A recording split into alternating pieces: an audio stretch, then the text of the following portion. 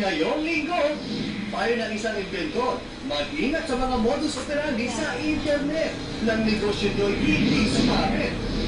Sa mga spaholics, pwede na kayong mag-relax sa isang salon, may cocktail drinks pa kayong maiinom. Makikain na rin sa isang Indian cuisine para sulit ang dine-in. Isuot din ang mga wood bangles na bagay sa mga kikay. At nasapin natin ang aroma ng kape para feeling suabe. Okay, partner. Pagod na saan kimo ang swakista. Ba't mo nakakay? Eh, baka may laban ka, partner. Hindi na kaya. Oy, magandang Sunday morning po sa inyo sa mga swakistas natin.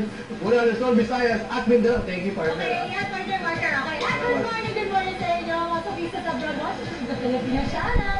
Pasensya na po, may back pain ngayon ang aking partner kaka-computer. Alam mo bakit masakit yung likod ko? Bakit? Dahil ang haba nitong bagong section ng SM South Mall. Ang tawag, partner, ay Food street. Talagang ito pinagmamalaki nila. Ito yata ang pinakamahaba na seleksyon ng mga pagkain sa buong Metro Manila. Kaya sumakit ang aking likod. Ikaw ang sumakit sa'yo. Bukod po sa mga necklace at dangling earrings, abay, wooden bangles na isa sa mga favorite sa mga kababaihan na accessories. Kaya naman po, itong next ating entrepreneur, aba, ang tumulong sa kanya para maging isang entrepreneur ay ang kanyang pagiging hikay. 10,000 pesos ang naging puhunan ni Maureen Encalado para simulan ng isang negosyo online. That was 3 years ago. Kwento ni Maureen, inutang pa raw niya ito sa kanyang very supportive na mister na si June. All occasion souvenir, invitations, at personalized loot bags ang naisipang ibenta ni Maureen. Katwiran niya, hindi kasi nawawala ng selebrasyon at mahahalagang okasyon tulad ng birthday, anniversary, binyag, at kasal na bahagi ng ating kultura. After 2 months, bumalik na yung hiram namin, na naibalik na namin sa hiraman namin. Pero bukod sa mga souvenir items na ito, may isang bagay na nakahiligang event si Maureen. Ito ang mga wooden bangles. Aminado siya na hindi naging madali na mahanap ang supplier nito. Dahil gumagawa na ako before ng shot glass, alam ko na yung process. So, naghanap ako ng supplier for the bangles. And after a year na, natagpuan ko siya sa Cebu.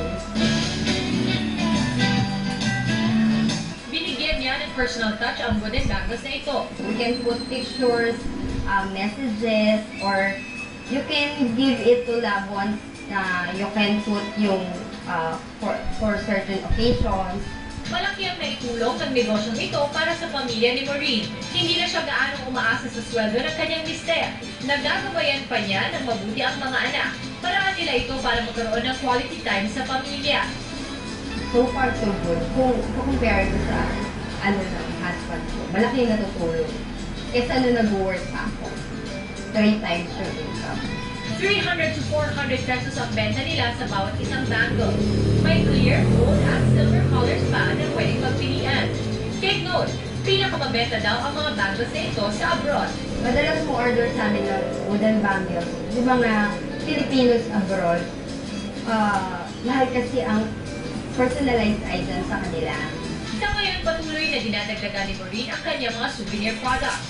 Sa tulong din ng mga suggestion ng kanyang mga suki. Malaki yung naitutulong niya sa akin kung ano yung bago namin mga i-offer sa clients. Kasi ang clients na bumabalik sa amin, ang usually ang tanong, anong bago? Wala na nga raw mahihilig pa si Maureen. Very contented na siya sa masayang pamilya. At may negosyo pang kumikita all year round. Yun yung benefit ng online store. Kahit nag-work ako, namomonitor ko yung kids, kumikita pa ako. Kahit pa paano, naitutulong ako sa husband ko in terms of financial.